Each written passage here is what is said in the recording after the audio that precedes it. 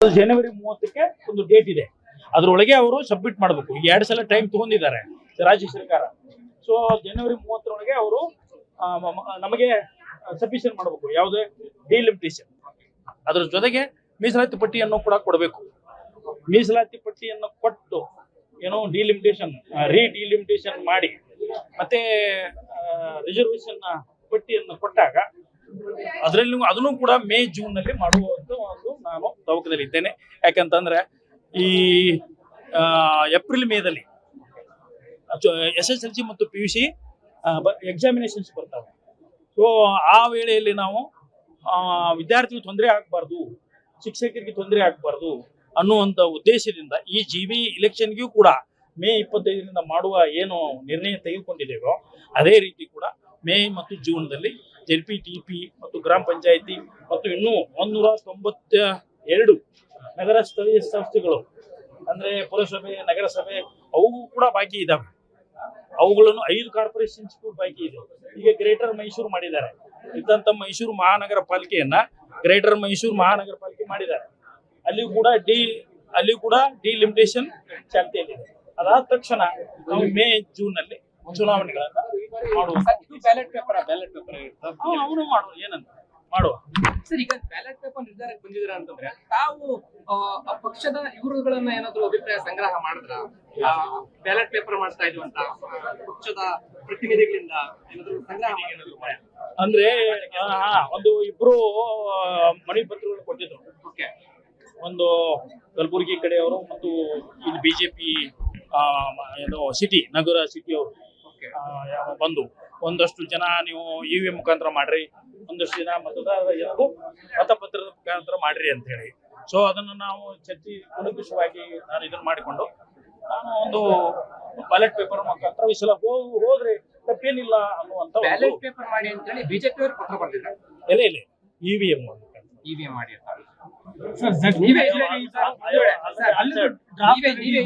ಯಾವುದಕ್ಕೆ ಯಾವ ಡ್ರಾಫ್ಟ್ ಇಲ್ಲ ಅದು ಸ್ಟಾರ್ಟ್ ಆಗಿದೆ. ಅಂದ್ರೆ ಅದಕ್ಕೆ ಗ್ರಾಮ ಸ್ವರಾಜ್ ಆಕ್ಟ್ ಅಂತ ಬೇರೆ ಮಾಡಿದ್ದಾರೆ, ಮುನ್ಸಿಪಲ್ ಕಾರ್ಪೊರೇಷನ್ಸ್ ಆಕ್ಟ್ ಬೇರೆ ಇದೆ, ಮುನ್ಸಿಪಾಲಿಟೀಸ್ ಆಕ್ಟ್ ಬೇರೆ ಇದೆ. ಅಲ್ಲಿ ಏನಾಗಿದೆ, ಅಸೆಂಬ್ಲಿ ರೋಲ್ ಅನ್ನ ನಾವು ಆಧಾರ ಇಟ್ಕೊಂಡು ಮಾಡಬೇಕಾಗಿದೆ ಒತ್ತಾರ ಪಟ್ಟಿ. ಇಲ್ಲಿ GBA ಏನಾಗಿದೆ ಅಂದ್ರೆ ಹೊಸದಾಗಿ ರೂಲ್ಸ್ ಮಾಡಿದ್ರು ಇವರು GBA ಇದ್ರೆ ಸರ್ಕಾರದವರು. ಅವಾಗ ಮತದಾರರ ಪಟ್ಟಿಯನ್ನ ನಾವು ವಿಧಾನಸಭಾ ಮತದಾರರ ಪಟ್ಟಿಯನ್ನು ಆಧಾರವಾಗಿ ಇಟ್ಟುಕೊಂಡು ನಮ್ಮದೇ ಆದಂತ ಮತದಾರರ ಪಟ್ಟಿಯನ್ನು ತಯಾರು ಮಾಡಿಕೊಳ್ಳಲು ನಮಗೆ ಕಾನೂನಡಿ ಅವಕಾಶ ಇರೋದ್ರಿಂದ ಇದನ್ನ ಮಾಡ್ತಾ ಇದ್ದೀವಿ. ಇಲ್ಲ ಹೋಗಿದ್ರೆ ಅಸೆಂಬ್ಲಿದು ಏನಿದೆಯೋ ಅದನ್ನೇ ಹಿಡ್ಕೊಂಡು ನಾವು ಮಾಡ್ತಾ ಇದ್ದೀವಿ. ತಾವೇ ಇದ್ರೆ ವಿಧಾನಸಭೆ ಕೂಡ ಬ್ಯಾಲೆಟ್ ಅಲ್ಲೇ ಮಾಡ್ತಾರೆ. ಯಾವ್ದಪ್ಪ ವಿಧಾನಸಭಾ ಎಲೆಕ್ಷನ್ ಅದು ನಮ್ಗೆ ಬರಲ್ಲ. ಅದು ಭಾರತ ಚುನಾವಣಾ ಆಯೋಗದವರು ಯಾವುದಕ್ಕೆ ವಿಧಾನಸಭಾ ಚುನಾವಣೆ ಮತ್ತು ಲೋಕಸಭಾ ಚುನಾವಣೆಗಳನ್ನ ಕೇಂದ್ರ ಚುನಾವಣಾ ಆಯೋಗ ಮಾಡ್ತಾರೆ. ಈಗ ವಾರ್ಡ್ ಹೆಚ್ಚಳ ಆಗಿದೆ ಸರ್. ವಾರ್ಡ್ ಹೆಚ್ಚಳ ಆಗಿರೋ ಹಿನ್ನೆಲೆಯಲ್ಲಿ ವಾಸಸ್ಥಳ ಒಂದ್ ಕಡೆ ಇರುತ್ತೆ, ವೋಟ್ ಮಾಡೋದು ಒಂದ್ ಕಡೆ ಇರುತ್ತೆ. ಅಂತವಕ್ಕೆ ಮನೆಗೆ ಹೋಗಿ ಪರಿಶೀಲನೆ ಮಾಡ್ತಾರೆ. ಹೌದು, ಅದನ್ನ ಮಾಡ್ತಾರೆ. ಅದು ಇವತ್ತು ನಾಳೆಯಿಂದ ಸ್ಟಾರ್ಟ್ ಆಗೋದು. ಈಗ ನಮ್ಮ ಕ್ಯಾಲೆಂಡರ್ ಪಿರಿಯಡ್ಸ್ ಪ್ರಕಾರ ಹೌಸ್ ಮಾಡ್ತಾ ಇರೋದು. ಅದಕ್ಕೆ ಅವ್ರು ಚೇಂಜ್ ಮಾಡ್ಕೊಳಕ್ ಅವಕಾಶ ಇದೆ. ಈಗ ನನ್ನ ಹೆಸರು ಒಂದ್ ಕಡೆ ಇರ್ತದ, ನನ್ನ ಮನೆ ಬೇರೆ ಕಡೆ ಇರ್ತದ. ಅಲ್ಲಿಂದ ಇಲ್ಲಿಗೆ ಬರ್ಲಿಕ್ಕೆ 20-30 ಕಿಲೋಮೀಟರ್ ಆಗ್ಬೋದು. ಟ್ರಾಫಿಕ್ ನಲ್ಲಿ ಬರ್ಲಿಕ್ಕೆ ತೊಂದರೆ ಆಗ್ಬೋದು. ಆಯ್ತಾ? ಸೊ ಅದನ್ನ ಅವ್ರಿಗೆ ಅವಕಾಶ ಇದೆಯಲ್ಲ, ಈಗ ಮಾಡ್ಕೊಳ್ಳಿ ಅದನ್ನ. ಈಗ ಜನವರಿ 30ಕ್ಕೆ ಒಂದು ಡೇಟ್ ಇದೆ. ಅದರೊಳಗೆ ಅವರು ಸಬ್ಮಿಟ್ ಮಾಡಬೇಕು. 2 ಸಲ ಟೈಮ್ ತಗೊಂಡಿದ್ದಾರೆ ರಾಜ್ಯ ಸರ್ಕಾರ. ಸೊ ಜನವರಿ 30ರೊಳಗೆ ಅವರು ನಮಗೆ ಸಬ್ಮಿಷನ್ ಮಾಡಬೇಕು. ಯಾವುದೇ ಡಿಲಿಮಿಟೇಷನ್, ಅದರ ಜೊತೆಗೆ ಮೀಸಲಾತಿ ಪಟ್ಟಿಯನ್ನು ಕೂಡ ಕೊಡಬೇಕು.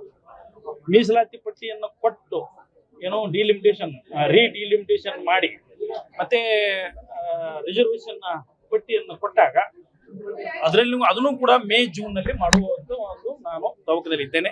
ಯಾಕಂತಂದ್ರೆ ಈ ಏಪ್ರಿಲ್ ಮೇದಲ್ಲಿ SSLC ಮತ್ತು PUC ಎಕ್ಸಾಮಿನೇಷನ್ಸ್ ಬರ್ತವೆ.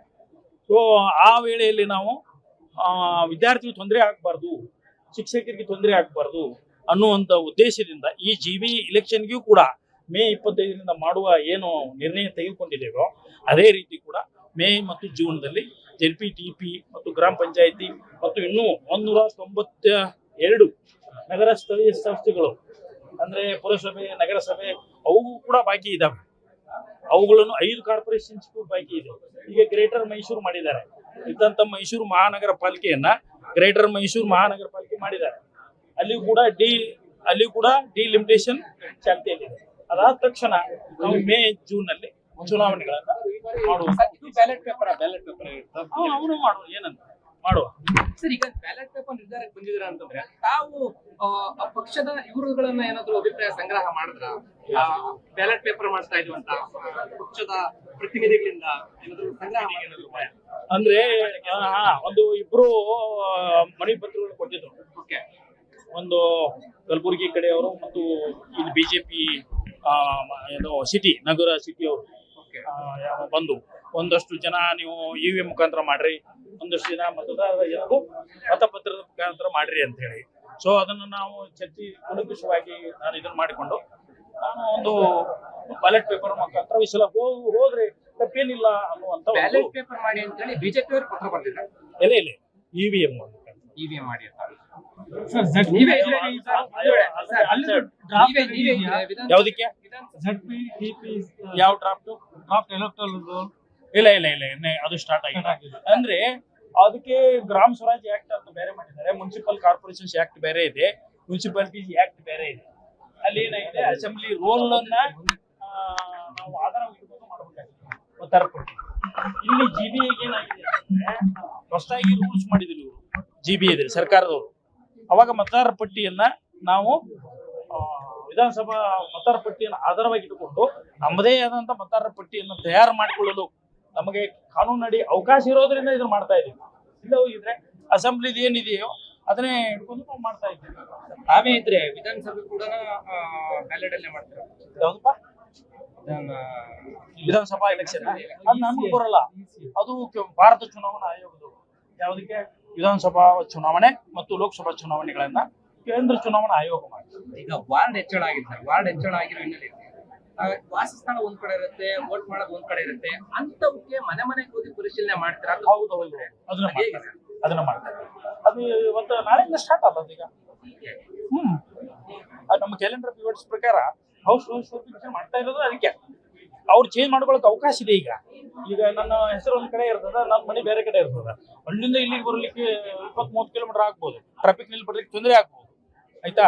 ಸೊ ಅದನ್ನ ಅವ್ರಿಗೆ ಅವಕಾಶ ಇದೆಯಲ್ಲ, ಈಗ ಮಾಡ್ಕೊಳ್ಳಿ ಅದನ್ನ. ಈಗ ಜನವರಿ 30ಕ್ಕೆ ಒಂದು ಡೇಟ್ ಇದೆ, ಅದ್ರೊಳಗೆ ಅವರು ಸಬ್ಮಿಟ್ ಮಾಡ್ಬೇಕು. ಈಗ 2 ಸಲ ಟೈಮ್ ತಗೊಂಡಿದ್ದಾರೆ ರಾಜ್ಯ ಸರ್ಕಾರ. ಸೊ ಜನವರಿ 30ರೊಳಗೆ ಅವರು ನಮಗೆ ಸಬ್ಮಿಷನ್ ಮಾಡಬೇಕು. ಯಾವುದೇ ಡಿಲಿಮಿಟೇಷನ್, ಅದ್ರ ಜೊತೆಗೆ ಮೀಸಲಾತಿ ಪಟ್ಟಿಯನ್ನು ಕೂಡ ಕೊಡಬೇಕು.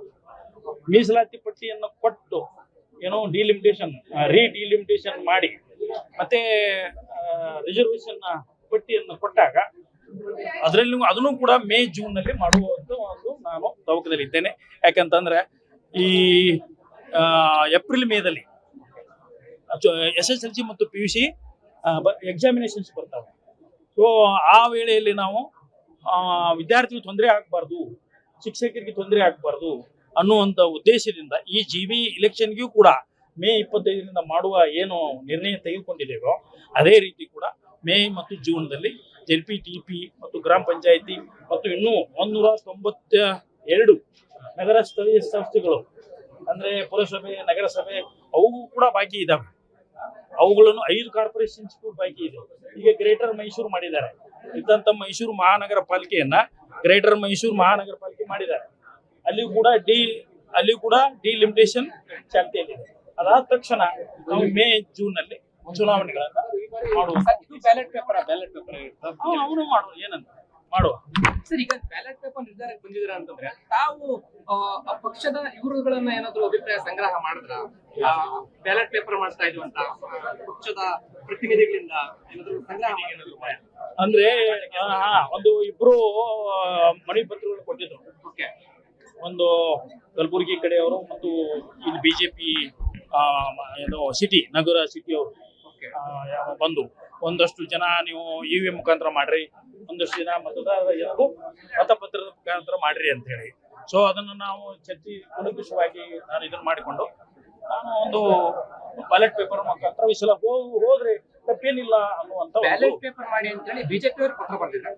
ಇಲ್ಲ ಇವಿಎಂ ಮಾಡಿ ಅಂತ. ಯಾವ್ದಕ್ಕೆ? ವಿಧಾನಸಭೆ ಯಾವ ಡ್ರಾಫ್ಟ್ ಇಲ್ಲ ಅದು ಸ್ಟಾರ್ಟ್ ಆಗಿಲ್ಲ.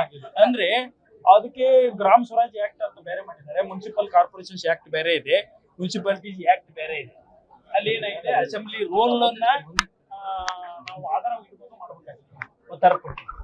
ಇಲ್ಲಿ GBA ಏನಾಗಿದೆ ಅಂದ್ರೆ ಹೊಸದಾಗಿ ರೂಲ್ಸ್ ಮಾಡಿದ್ರು ಇವರು, GBA ಇದೆ ಸರ್ಕಾರದವರು.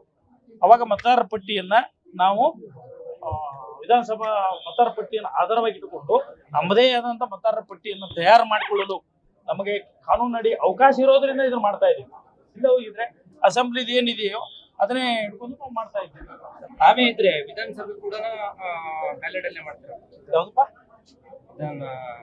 ವಿಧಾನಸಭಾ ಎಲೆಕ್ಷನ್ ಅದು ನಮಗೂ ಬರಲ್ಲ, ಅದು ಭಾರತ ಚುನಾವಣಾ ಆಯೋಗದವರು. ಯಾವುದಕ್ಕೆ? ವಿಧಾನಸಭಾ ಚುನಾವಣೆ ಮತ್ತು ಲೋಕಸಭಾ ಚುನಾವಣೆಗಳನ್ನ ಕೇಂದ್ರ ಚುನಾವಣಾ ಆಯೋಗ ಮಾಡ್ತಾರೆ. ಈಗ ವಾರ್ಡ್ ಹೆಚ್ಚಳ ಆಗಿದೆ ಸರ್, ವಾರ್ಡ್ ಹೆಚ್ಚಳ ಆಗಿರೋ ಹಿನ್ನೆಲೆಯಲ್ಲಿ ವಾಸಸ್ಥಾನ ಒಂದ್ ಕಡೆ ಇರುತ್ತೆ, ವೋಟ್ ಮಾಡೋದು ಒಂದ್ ಕಡೆ ಇರುತ್ತೆ, ಅಂತವಕ್ಕೆ ಮನೆ ಮನೆಗೆ ಹೋಗಿ ಪರಿಶೀಲನೆ ಮಾಡ್ತಾರೆ. ಹೌದು ಅದನ್ನ ಮಾಡ್ತಾರೆ. ಅದು ಇವತ್ತು ನಾಳೆಯಿಂದ ಸ್ಟಾರ್ಟ್ ಆಗೋದು ಈಗ. ಅದು ನಮ್ಮ ಕ್ಯಾಲೆಂಡರ್ ಪಿರಿಯಡ್ಸ್ ಪ್ರಕಾರ ಹೌಸ್ ವೆರಿಫಿಕೇಶನ್ ಮಾಡ್ತಾ ಇರೋದು ಅದಕ್ಕೆ. ಅವ್ರು ಚೇಂಜ್ ಮಾಡ್ಕೊಳಕ್ ಅವಕಾಶ ಇದೆ. ಈಗ ನನ್ನ ಹೆಸರು ಒಂದ್ ಕಡೆ ಇರ್ತದ, ನನ್ನ ಮನೆ ಬೇರೆ ಕಡೆ ಇರ್ತದ. ಅಲ್ಲಿಂದ ಇಲ್ಲಿಗೆ ಬರ್ಲಿಕ್ಕೆ 20-30 ಕಿಲೋಮೀಟರ್ ಆಗ್ಬೋದು, ಟ್ರಾಫಿಕ್ ನಲ್ಲಿ ಬರ್ಲಿಕ್ಕೆ ತೊಂದರೆ ಆಗ್ಬೋದು. ಆಯ್ತಾ? ಸೊ ಅದನ್ನ ಅವ್ರಿಗೆ ಅವಕಾಶ ಇದೆಯಲ್ಲ, ಈಗ ಮಾಡ್ಕೊಳ್ಳಿ ಅದನ್ನ ಈಗ.